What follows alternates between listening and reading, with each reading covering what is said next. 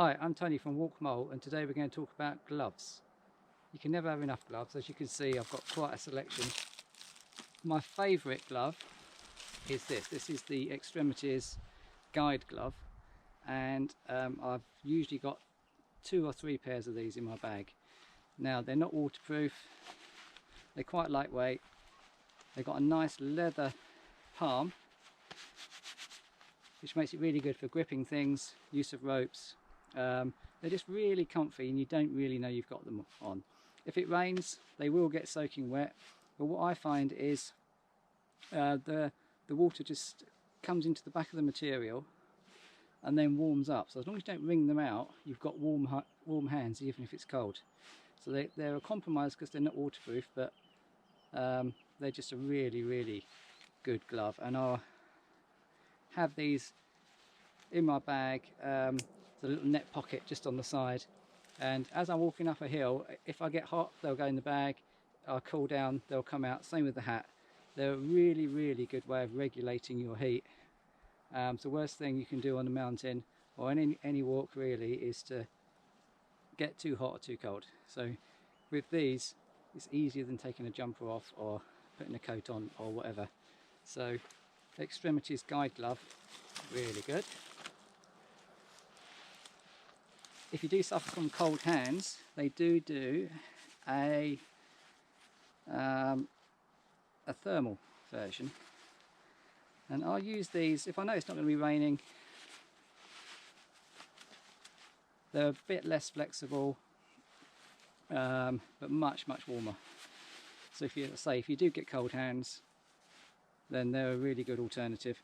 They've got nice grippy palm things, little rubbery whatsits on there. Yeah, just a good warm all-round glove. Same brand again, actually, Extremities. What I found is once you get a brand, Extremities have got a really good range of gloves. So once you know your size, I kind of just stuck to these, and I haven't been disappointed with anything that they've done. If you know it's going to be wet, then Gore-Tex gloves or any waterproof glove. These have been very reliable. The palms have got kind of a Spider-Man-y type rubber thing on them, which has pulled off in places, but no, if you're climbing up and down ropes with gloves with rubbery bits on, you're going to damage them.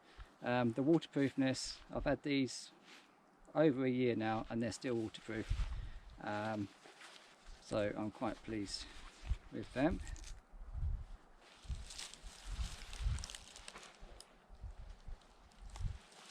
These are proper mountaineering gloves, so these are very expensive.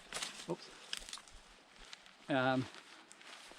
Gore-Tex, a nice thick leather palm, so you can still handle ropes. Fully waterproof, give a bit of insulation, so I haven't actually ever got cold hands in these, even though they're not as thick as the those ones, but they are a really good glove if you can afford them. So they are well over £100, so I do keep them for when I really need them. Now with some of these gloves, you'll see a little thing on the little finger. That's to help you get them off with cold hands, so that's quite good. And you've got little toggles to cinch them into your wrist so snow doesn't go up. Another waterproof glove, Sealskins. Really good, really waterproof. Much more insulation in there, so keep your hands warm. But if you're putting on crampons, you just can't do the buckles up with these on. It's totally impossible.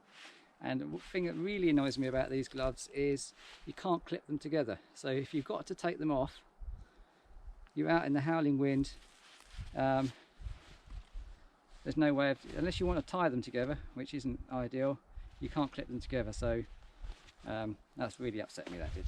But other than that, they're good gloves. And these old low alpine gloves, you probably can't buy anything like these anymore. They're just a bulkier version They're a bit old-fashioned now. They're good if you know you're not going to be needing to do anything too dexterous.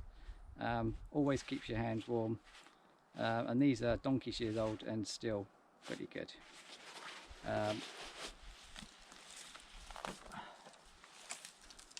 So something like the guide glove would be my recommendation for occasional walking.